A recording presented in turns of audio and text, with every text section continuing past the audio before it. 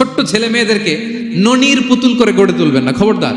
ওদেরকে কষ্ট সহিষ্ণু করে গড়ে তুলবেন। অনেক বাবা মা আছে এত আদর করে, এত বেশি আহ্লাদ করে, যা চায় তাই দেয়, পরে হিতে বিপরীত হয়, ঠিক কিনা?